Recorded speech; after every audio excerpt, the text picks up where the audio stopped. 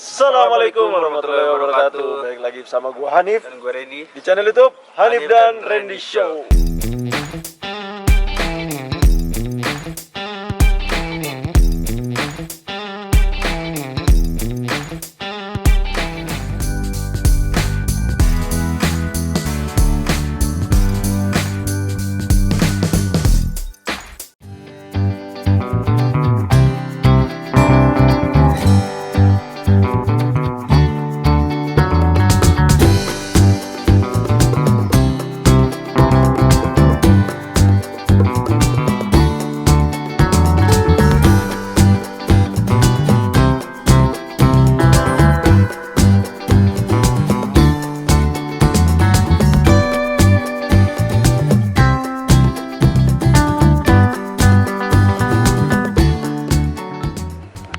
Oke Ren, sekarang ada sosok kedinginan. Jadi sekarang kita lagi di tempat dimana dataran tinggi, dingin juga, tempat banyak orang liburan di sini ya nggak Ren? Gaya-gayaan ada kedinginan, padahal panas kayak gini. Baru jam 11 siang ini, panas lah. Kita di mana Ren? Kita lagi di Bandung. Bandung. Di tempat kotanya Hanif. Kota Tempat lahir. Jadi kita lagi di Lembang, kebetulan lagi di Lembang. Satu ini kalian udah lihat kan ada villa. Gila keren. Ini villa, kalau kalian ntar lihat sebelah sana nih. Nah, kalian lihat sebelah sana, itu ada lapangan bola. Kalau ada lapangan bola, pastinya salah satu atau pemain bola atau jadi pelatih bola. Jadi kita kesini bukan cuma buat jalan-jalan, kita mau nyamperin salah satu pelatih senior, pelaku sepak bola juga yang katanya dia yang punya villa di sini, punya lapangan juga. Makanya kita bisa ngulik dia. Siapa dia? Langsung sebut aja bersama. Langsung kita sebut aja. Coach Rahmat Darmawan. Mana? Kita samperin aja langsung. Ya, inilah. Sekarang kita udah bersama Coach Rahmat Darmawan. Coach, sehat Coach? Alhamdulillah sehat. Apa kabar Coach? Ini pemain-pemain bola gampang. Coach nih liburan di sini Coach ya? Ya kalau pas liburan dan aktivitas klub sedang kosong Liburan kita di sini. lebih banyak di sini. Ini bukan liburan, ternyata kayak pulang. Kalau pulang ke rumah Coach di sini ya. Oh iya. Jadi katanya ini semua apa? Punya Coach ya? Maksudnya Coach emang tinggal sini atau gimana Coach? Saya tinggalnya di Karawaci, di Tangerang. Karawaci di Tangerang. Terus ini dulunya hanya untuk tempat kalau kita pengen istirahat di Bandung, pengen liburan di Bandung, Bisa datang sini. ya bisa datang ke sini. Nah terus kebetulan dulu asal muasalnya mertua saya dari sini juga. Oh, mertua sini, Lembang. Mertua, iya dulu di sini. Jadi ya kita tahu lokasi ini lokasi bagus untuk kita dapat view gunung dan sekitarnya. Bukan bagus lagi, susah loh nyarinya. Ya. Susah nyari Coach sini Coach.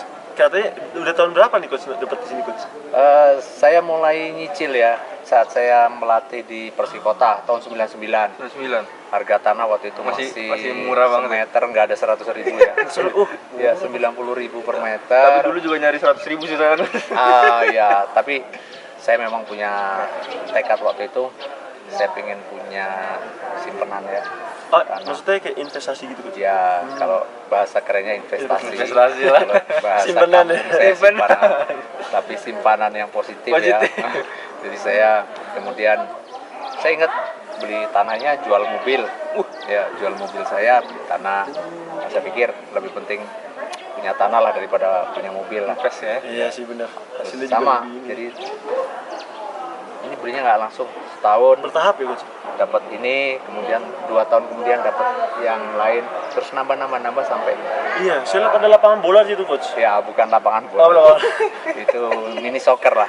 Lapangan bola gede banget. Ini satu dari sekian banyak investasi yang Coach punya. Saya nggak Aduh. ada yang lain, nggak punya apa-apa. Tapi itu salah satu cara Coach untuk apa ya? Menyimpan uang tuh dengan cara menginvestasinya kan ini. Dulu saya berpikir bahwa kehidupan seorang pesepak bola itu akan sangat dibatasi dengan usia. Iya benar. Iya benar. Ya, dulu saya belum berpikir bahwa saya akan bisa melatih. Saya dulu masih sebagai pemain di Persikota, saya sudah mencoba untuk mewujudkan keinginan saya itu bahwa paling nggak saya nanti punya simpanan untuk biaya anak saya sekolah, kalau dibutuhkan saya jual, seperti itu. Aset jadi. Nah ya terus, tapi tiba-tiba saya jadi pelatih. Beda cerita lagi. Sehingga kemudian diperpanjang nih ya kesempatan untuk saya punya profesi di sepak bola dengan sebagai pelatih. Terus ya itu tadi, saya juga punya keinginan yang kuat untuk apa ya, punya tanah di Daerah Lembang. Lembang. Oke. Kita coach bisa diajak kita muter apa? Coach, ini bangunan pertama nih mana? Pertama yang mana? Nah ini rumah ini bangunan pertama. Kita Karena belum ada dulu ya. belum ada. Itu baru tanah kebun dulu semuanya ini kebun sayuran. Ya. Pernah saya belajar bertani juga, nanam tomat, nanam cabai di 3 tahun pertama beli tanah itu untuk pertanian. Sama saya ada pelihara sapi. Sapi saya taruh di belakang. Oh itu aset juga tuh, Ya, simpenan juga tuh. ya, tapi kalau sapi memang butuh waktu untuk kita bisa hadir dan mengontrol ya. Susah tuh coach ya. Karena sekarang memberi makanan sapi nggak mudah. Iya benar susah. Ini bangunan pertama, kemudian ini saya bangun tahun 2006 habis juara dengan Persipura. Ya, Nah, itu saya bangun ini. Terus kemudian dengan ini, dengan musola, ada musola di dapur, ada dapur musola untuk sama kamar yang menunggu rumah. Oke. Karena rumah lebih banyak kosong. Bantu-bantu ya. Ya, nah terus setelah itu berkembang Kesini. keinginan yang kecil ini. Oh yang depan ini? Yang kecil ini. Karena dulu mulai tiba-tiba ada teman yang mulai, coach nginep dong saya di sana, kita sewa gitu. Nah saya pikir ya udahlah ini disewain, saya Tinggal di sini aja. Tapi setelah saya bikin di sini, kemudian mulai banyak datang lagi orang mau menyewa, terus bertambah, ya dari mulut ke mulut lah. Akhirnya saya bangun Lapangan. ini. Bukan, yang ini dulu nih yang lebih ya, besar. bersama dengan lapangan. Ini kayak lebih besar, kapasitas bisa berapa orang nih coach? Ini Banyak ini ya? biasa 20 atas ngemper bisa 10 ya 20 orang atas bawah. Kalau ngemper Karena bisa itu bisa kamarnya 20 20 orang atas 10 bawah 10. Satu tim lah. Tapi Ya. emang kalau kayak gini pasti tidurnya ngemper gitu coach ya? Oh iya, karena memang Ruang tamu. konsep kita dulu sebetulnya nggak ada untuk apa ya, untuk tamu privasi dengan dia sendiri, tapi lebih ke kekeluargaan untuk arisan, untuk keluarga besar kayak gitu ya. Seru banget nih ceritanya. Atau tim SSB sering juga. Iya. Oh, SSB jadi nyewa di sini coach ya? Iya. Seru nih coach, bisa kita lanjut nih tanya-tanya soal investasi apa atlet bola kan, atlet bola mau pelatih mau pemain bisa kita ngulik ke coach RD ini gimana cara, apalagi cara ngurus uangnya juga ya enggak, investasinya. Aku boleh kasih lihat yang di lapangan sana coach. Oke. Ya. Nah tadi kita lihat lapangan, ternyata lapangan ini kalau kata coach RD ini udah dibangun pas bangunan pertama ini dibangun udah ada lapangan. Iya. Betul. Ya. Karena memang di kepala saya dulu, saya kepingin ketika saya liburan, saya juga tetap bisa melakukan aktivitas main bola dengan tentu saja keterbatasan orang yang bermain, makanya lapangannya juga kecil karena memang tanahnya juga kecil kan, nggak lebar. Kalau saya punya tanah luas pasti saya bikin lapangan 11 itu. iya.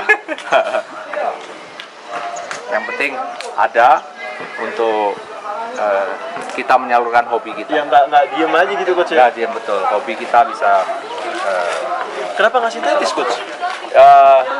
Sayang kalau saya pakai sintetis karena saya senang sesuatu yang alami, go green.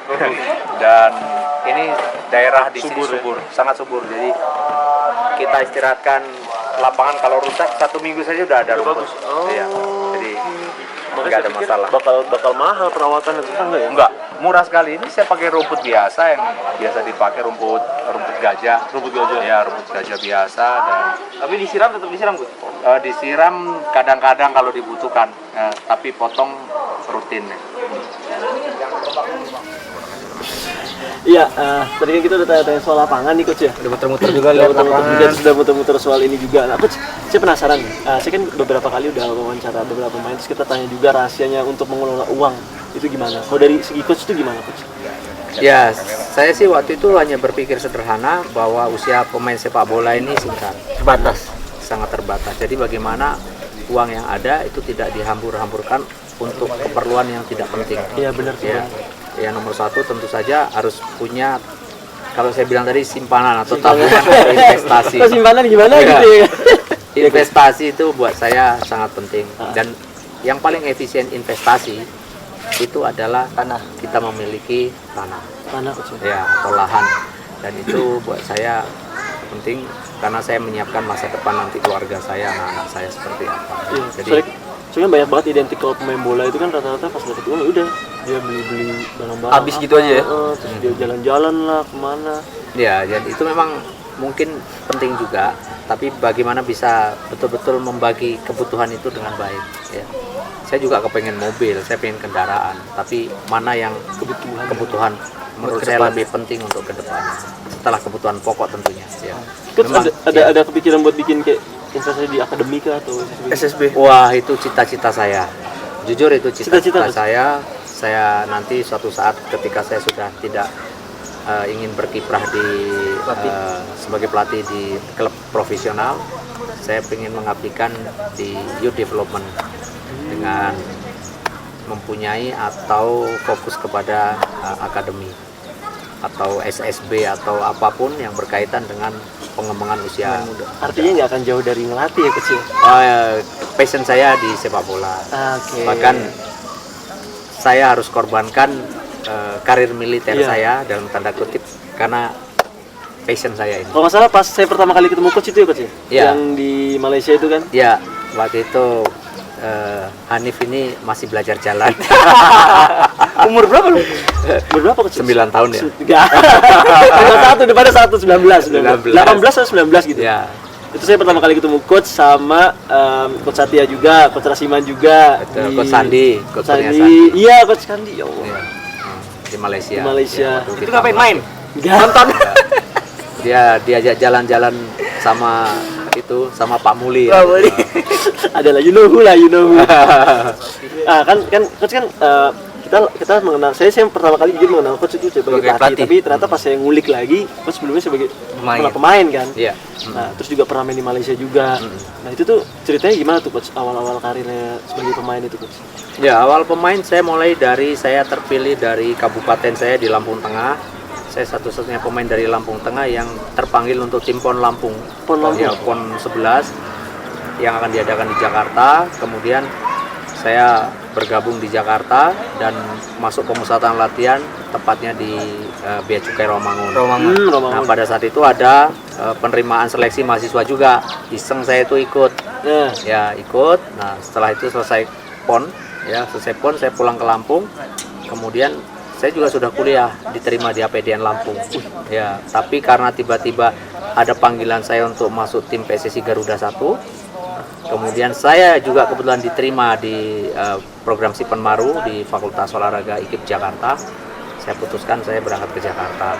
oh buat ngambil Untuk panggilan Garuda. Timnas Garuda 1 waktu itu. Nah, tapi ketika saya sampai Jakarta, saya harus menerima berita yang kurang mengenakan karena tiba-tiba tim Garuda 1 dibubarkan. Loh. Belum sempat masuk udah bubar, atau gara-gara saya masuk lah. Udah akhirnya saya tetap kuliah di IKIP Jakarta di Fakultas Olahraga Kesehatan, jurusan saya juga kepelatihan. Kemudian saya bermain sepak bola, meneruskan karirnya di mahasiswa, dari mahasiswa, Coach. PS mahasiswa yang ikut kompetisi di Persija. Nah, kebetulan pada saat 2 tahun sebelumnya waktu Suratin Cup, saya pernah tinggal di Menteng dan tim saya Lampung Tengah melawan Persija Jakarta di Stadion Menteng. Waktu itu tim scouting Persija sebetulnya sudah menginginkan saya, dan maka klop banget ketika saya masuk mahasiswa ikut kompetisi Persija, otomatis saya langsung dipanggil Persija. langsung masuk. Tahun 86 saya. Berarti klub Ya. profesional pertamanya Persija. Iya, Persija dulu belum profesional, masih perserikatan. Perserikatan. Ya, Coach, divisi itu- utama.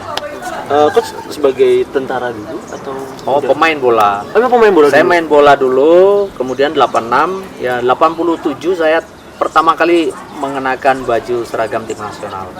87 timnas 23, hanya 1 tahun saja. 88 saya dengan beberapa angkatan dari 23, ada Madepase Wijaya, Alexander Saununu, Bongo Pribadi, Iwan Setiawan, Hari Susanto, Iwan tahu. ya.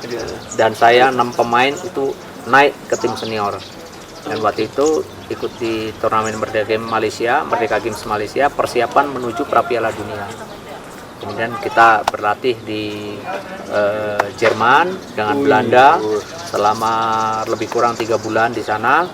Nah, saya mulai mendapatkan peran yang cukup baik ketika itu. Nah, dan memang takdir harus mengatakan yang berbeda. Saya justru cedera pada saat uji coba terakhir tim nasional di Jerman.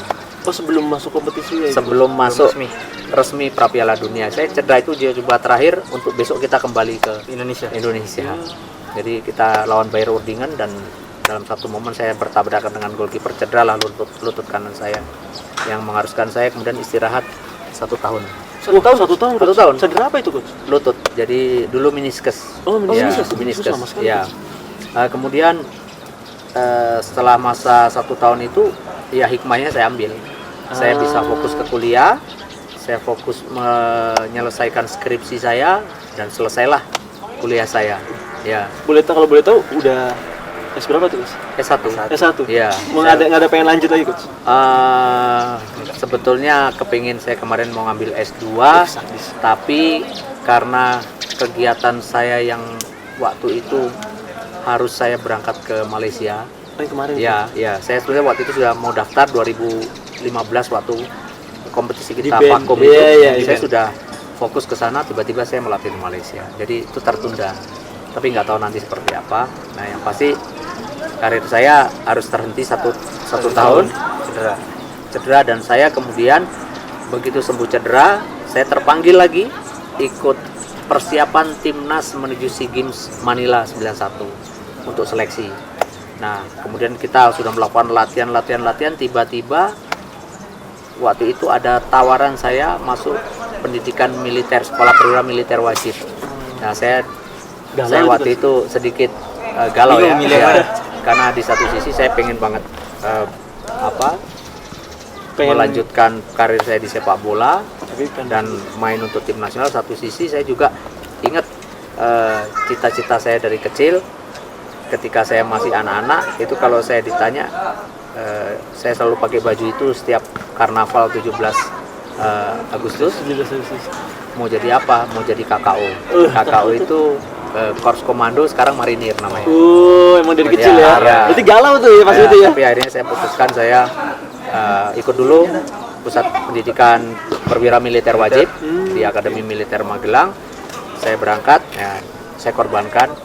Kemudian sepak bola dulu, kemudian setelah itu saya selesai pendidikan, saya main lagi untuk Persija dan saya main untuk tim nasional lagi. Tim nasional saya main di 92, 93 itu di kejuaraan Piala Asia dan SEA Games. Nah, disitulah karir saya pertama mendapatkan tawaran untuk saya bermain di Liga Malaysia. Ya, tahun 92 itu. Nah, saya akhirnya karena status saya militer, kemudian surat datang, kebetulan klubnya juga klub militer di sana, Army Force. Ya, kalau sekarang Angkatan Tentara, itu ikut Liga Pro di sana. Kemudian saya ya diizinkan, tapi harus membawa satu rekan, satu teman lagi. Kemudian kita berangkat dengan Soeharto.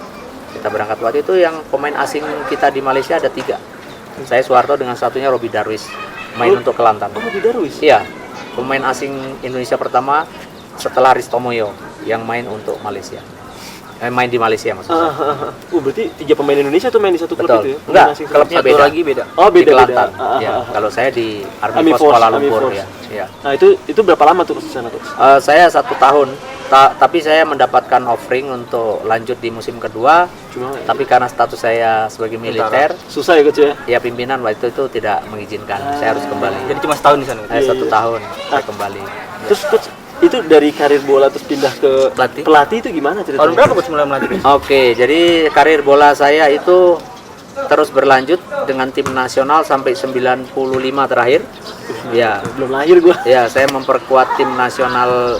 Dulu ada 2 tim nasional, Garuda dan Harimau di Piala Kemerdekaan. Itu persiapan Asian Games.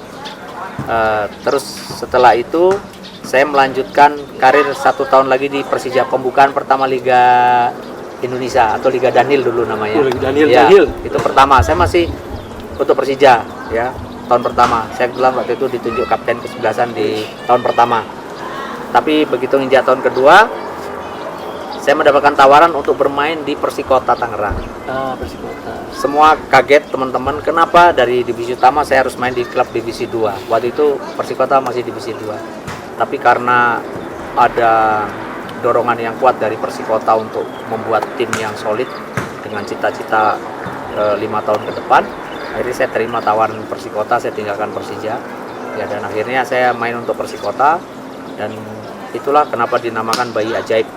Karena kita tahun pertama juara divisi 2, naik ke divisi 1, juara lagi divisi 1, naik divisi utama. Itu bilang itu Tiga ini ya. Kayak kemarin 3 tahun yang baru betul-betul. juara. Oh, Persik. Persik Kediri. Iya, Persik sama ya. Kediri kan dari 3. Iya, betul. Ya, mungkin kira-kira seperti itu. Nah, setelah itu saya masih main untuk Persikota selama 2 tahun. Tiba-tiba saya kena cedera lagi lutut. Kalau yang tadinya lutut kanan, ini Yang lutut kiri. kiri. Ya. Udah komplit berarti. Komplit. Kanan kiri. Akhirnya saya coba untuk saya berpikir, ya, kenapa nggak saya manfaatkan ilmu kepelatihan saya yang saya dapatkan di bangku kuliah selama 4 tahun setengah. Akhirnya saya ditawari oleh coach saya almarhum Haji Andi Lala untuk membantu tetap di Persikota sebagai asisten beliau. Tapi udah nggak main itu, Coach? Enggak. Oh, udah langsung Berarti umur langsung berapa langsung. sudah nggak main? Jadi saya umur 32 itu sudah asisten coach. Iya. Jadi cukup muda, Itu udah komplit pensiun dari bola itu. pensiun dari bola. Oh, langsung jadi asisten. Langsung jadi asisten. Jadi transisi saya nggak ada, langsung. Karena memang ketika saya cedera 90, saya lagi skripsi juga saya sudah mulai belajar melatih di beberapa klub. Oke. Mahasiswa saya belajar latih, PSAL saya latih, Bank Indonesia, PSAL belum, Bank Indonesia saya pun latih. Bahkan latih tim Bank Indonesia saya harus shock juga karena yang saya latih ini senior semua, benar pemain nasional. Ada Haji Ridwan Mas, Asari Rangkuti, yang semuanya pemain top waktu itu.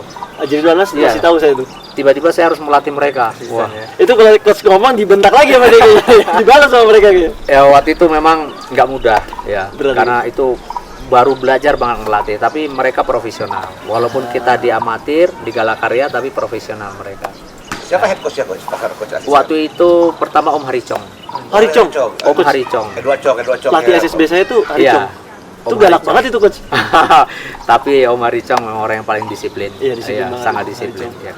Tough dia, sangat disiplin. Pada saat itu coach lisensi apa coach? Pas ke pensiun tuh udah Saya belum punya lisensi ketika saya belajar melatih. Berarti modelnya dari kuliahnya ada, Coach. Saya dari Ngelatih kuliah, kuliah. saya ngelatih. Nah, pada saat saya mulai ngelatih pertama, saya ngambil lisensi S3.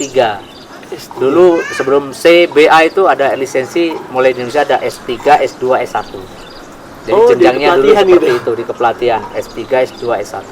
Saya ambil S3 sambil S2. Sudah. Terus kemudian dibukalah kursus kepelatihan ya, dan saya masuk Ikut situ. ikut kursus yang berlisensi AFC ketika itu ya.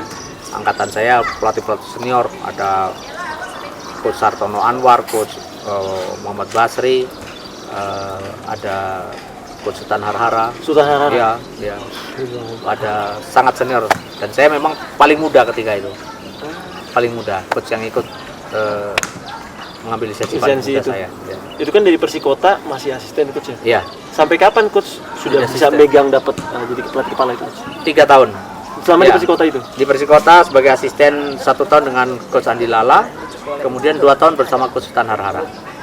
Di Ya, Persikota? di Persikota. Setelah itu saya menjadi head coach. Ya, menjadi head coach di tahun 2002. 2002. Ya, 2002. Lalu 2003 saya menjadi asisten lagi karena ada coach Heng Bulem masuk Oh, asing ya, Coach ya. asing ya. Saya sebagai asisten, lalu hanya setengah musim karena coach Heng Bulem tiba-tiba keluar. Mundurkan diri. Iya, keluar melatih Arema. Oke. Kemudian saya naik lagi. Jadi pelatih kepala. Ini naik pelatih kepala. Lalu 2004 saya head coach lagi. 2004. Nah, waktu itu setelah 2004 itu kemudian ada tawaran buat saya belajar ke luar negeri sebagai pelatih untuk ikut international license. Saya ambil. Nah, saya ambil di Jerman 1,5 bulan di sana. Nah, pulang dari sana saya langsung pindah ke Persipura Jayapura. Persipura. Oh, Iya. Itu yang masih juara. Itu 2006. 2005. 2005 dulu ya? 2005. Ya. 2005, habis itu 2006 juara itu coach. 2005 juaranya itu. Oh, 2005 Iya, juaranya. Jadi 2004 bulan November saya pindah ke Persipura. 2005 itu juara. Itu berapa tahun di Persipura? 1 tahun. 1 tahun juara. Iya, waktu itu juara. Sebetulnya perpanjangan kontrak dengan Persipura. Ah. Waktu itu perpanjangan untuk musim berikutnya. Semua sudah oke. Tiba-tiba karena status saya masih militer, pimpinan saya menginginkan saya kembali ke kesatuan. Oh, Itulah kenapa saya harus jadi ya, pindah balik lagi kantor, dan kebetulan Persija waktu itu mencari pelatih. Memang akhirnya saya Melatih Persija. iya melatih Persija Pas 2006 betul. Ya, hanya 2006 itu karena mendadak sekali, saya ingat sekali ya. Dari Persipura saya udah mulai latihan tuh, udah mulai persiapan untuk musim berikutnya. Sama Persipura itu kan? Dengan Persipura tiba-tiba harus juara ya? kembali habis juara. Aduh, di PHP ini Ya. Persipura. Kembali dan saya ke Persija. Persiapannya 1 minggu menjelang kompetisi waktu itu. 1 minggu. 1 minggu ya. 2006. 2006. Ya. 1 minggu. Dari situ tetap lama di Persija. Pak? Enggak, 1 tahun. 1 tahun lagi. Karena memang saya gagal merealisasikan target. Kita hanya dapat nomor 3 saja di Tingkat 3. Copa Indonesia, sama di kompetisi kita hanya bisa masuk di 8 besar. Grup 4 dulu kan, 2 zona, Iya, 2 wilayah itu. ya. Barat Timur. Kita runner up di grup kami di bawah Arema 1, kita 2 waktu saya ingat. Terus kita main di Gresik dan kita nggak lolos ke semifinal gitu. Setelah Persipura, pencapaian terbesar terus apa gitu? 2007 saya hijrah ke Sriwijaya. Wah, Setelah Ya. 2 tahun itu ya, juara Ya. itu. yang zaman. Dan 2007 itulah saya mulai karir dengan Sriwijaya. Waktu itu klub yang notabene baru banget, ya baru 3 tahun klub itu berdiri. Karena dulu dari Persija tim Jakarta Timur ya, Merger ya. merge dengan Sriwijaya, dibeli oleh Pemda Sriwijaya, Pemda Sumatera Selatan maksud saya. Ya. Lalu setelah itu tahun pertama ya alhamdulillah dikasih rezeki kita juara. Bahkan juaranya 2 ya, 1 Copa, 1 Piala Indonesia, Liga Indonesia. Itu zaman kayak Jadi Bagam. double winner ya. Kayak Bagam. Kayak Bagam betul masuk di putaran kedua. Ya, karena putaran pertama dulu kita masih diisi sama depannya ada Newton. bukan si Lenglolo dengan Obiora. Obiora. Ya, kita ada 1 gelandang dulu namanya Obachi, itu orang dari Turki. Tapi kemudian evaluasi putaran kedua, Obachi tadi kita keluarkan, masuk Kayamba.